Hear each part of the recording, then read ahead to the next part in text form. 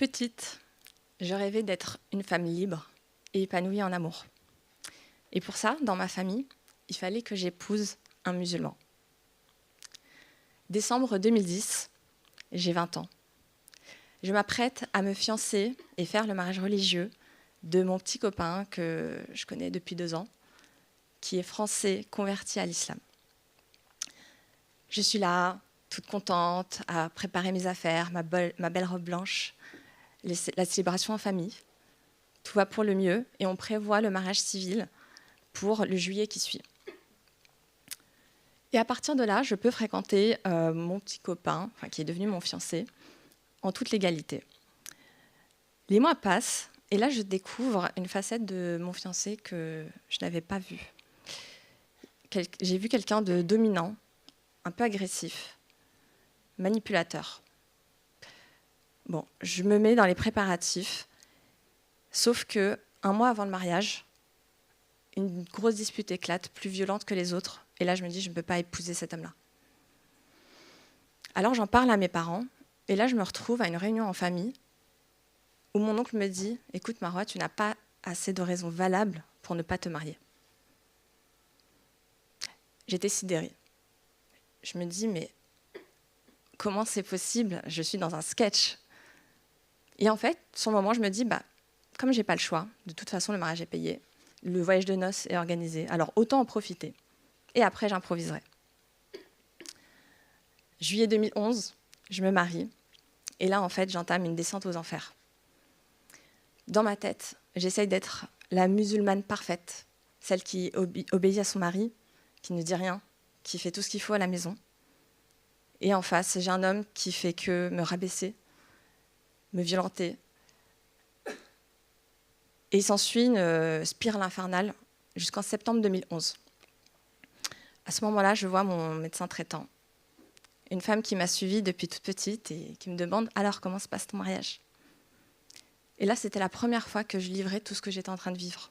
Ça faisait 3 mois que j'étais dans le silence. Et d'avoir raconté cette histoire à mon médecin traitant m'a permis de voir que je n'étais pas folle, comme le disait mon ex-mari, enfin mon mari de l'époque. Et à partir de là, j'ai commencé à en parler autour de moi, à libérer la parole, dire à mes parents ce que j'étais en train de vivre réellement, à mes proches, et j'ai commencé à reprendre confiance en moi. Limite à le menacer, ne plus rentrer dans son jeu. Je reprenais mon pouvoir. Février 2012, 6 mois après, encore une dispute violente. Je me souviens, j'étais allongée sur le lit en pleurs. Mes parents venaient d'arriver. Ma mère qui me regarde et la seule chose que j'arrive à lui dire, c'est « Maman, j'en peux plus. » J'en pouvais plus. Je voyais plus le bout. Je croyais plus au bonheur à ce moment-là. Et là, d'un commun accord, on décide que je retourne chez mes parents pendant 2 semaines, histoire de prendre l'air. Et je me souviens encore, en fait, de cette sensation de cette première nuit chez mes parents, de sentir les draps, ce cocon sécure où j'ai grandi, les rayons du soleil qui ont réchauffé ma peau, et en fait, j'étais juste en train de retrouver le goût et la vie. Les jours commencent à passer, et là, je me dis, je ne peux pas rester dans cette situation. Et là, je choisis de divorcer. Bien évidemment, j'ai ma famille qui me dit que c'est interdit dans l'islam de divorcer de son mari.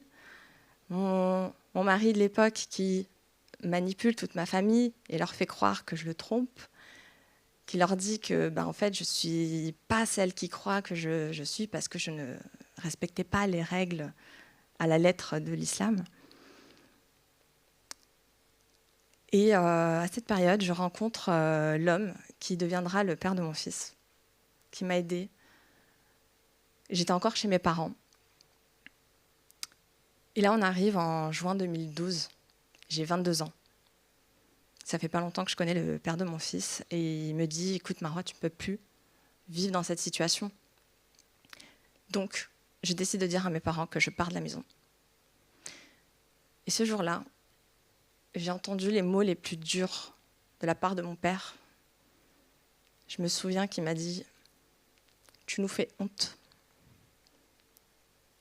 Si tu pars de la maison, tu n'es plus ma fille et ce ne sera plus la peine de revenir me voir sur ma tombe si je meurs.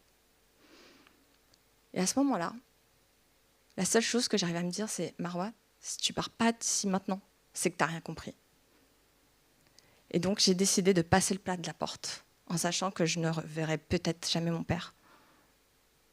Mais j'ai ressenti un tel soulagement.